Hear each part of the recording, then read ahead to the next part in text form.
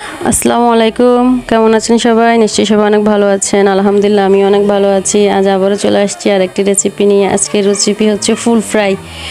আর ফুল কিভাবে ফ্রাই করি আমি সেটা আমি আপনাদের সাথে শেয়ার করব। চলুন তাহলে ভিডিওটি শুরু করি। আমি এখানে একটি ফুলকপি নিয়েছি, ফুলকপিটাকে সুন্দর করে কেটে নিব। ফুলকপিটাকে আমি কেটে টুকরো টুকরো করে নিব।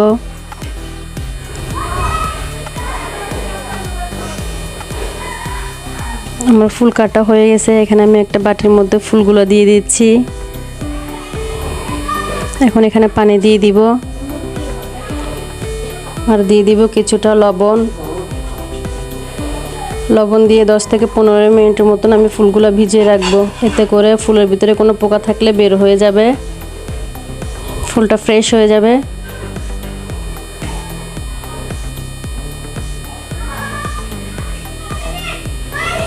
দশ মিনিট পর চলে আসছি। আমি ফুলটাকে ধুয়ে নিয়েছি। এখানে দিয়ে দিলাম রসুন বাটা, পেঁয়াজ বাটা আর 1 চামচ দিয়ে দেব আদা বাটা।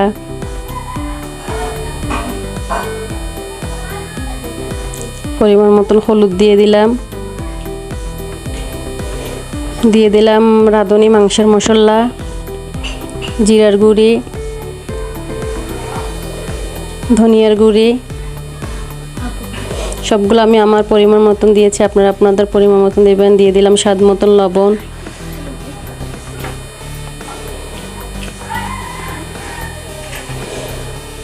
বেসন দিয়ে দিলাম 1 চামচ।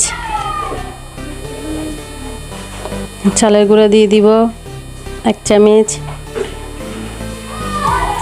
এখানে আমি কিছুটা দুধ দিয়ে দিচ্ছি, দুধটাও 1 চামচ মতন। মেজারমেন্ট কাপের 1 কাপ হবে। এটা দিয়ে ভালো করে মেখে নিতে হবে আমার। মেখে আমি 10 মিনিটের জন্য এটা রেস্টে রেখে দিলাম। আমার 10 মিনিট হয়ে গেছে। এখানে আমি কিছুটা মরিচের গুঁড়ো দিয়ে দিচ্ছি। মরিচের গুঁড়োটা আমি লাস্টে দিব যাতে কালারটা ভালো আসে, এই জন্য আমি মরিচের গুঁড়ো লাস্টে দিয়ে দিচ্ছি। একটু ভালো করে মেখে নিতে হবে। মাখা হয়ে গেছে আমার। এখন আমি তেলে দিয়ে দিচ্ছি ফুলগুলো। এক এক করে আমি এখানে 5-6টা ফুল দিয়ে দিব।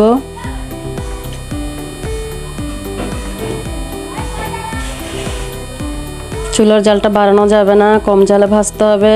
চুলার জাল বাড়ানো থাকলে এতে ফুল উপরে পুড়ে যাবে, ভিতরে কাঁচা থেকে যাবে। এই জন্য জালটা মিডিয়ামে রেখে ফুলগুলো ভেজে নিতে হবে। আমার ফুল ভাজা কমপ্লিট। এখন আমি তুলে নিচ্ছি। প্লেটের মধ্যে একটা টিস্যু পেপার দিয়ে দিয়েছি। তেল থাকলে তেলগুলো টিস্যুতে টেনে নিবে, এই জন্য। আমার ফুল ফ্রাই কমপ্লিট।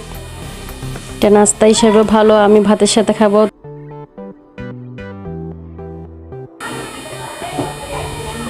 ভিডিওটি ভালো লাগলে লাইক কমেন্ট শেয়ার করবেন, আমার চ্যানেলটি সাবস্ক্রাইব করবেন। ভালো থাকবেন সবাই। ধন্যবাদ সবাইকে।